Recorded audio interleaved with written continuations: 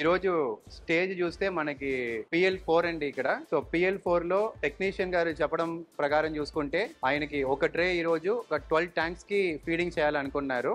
So ఒక్కొక్క tank లో మీకు సుమారుగా 65 గ్రాములు పడుతున్నాయి మీకు.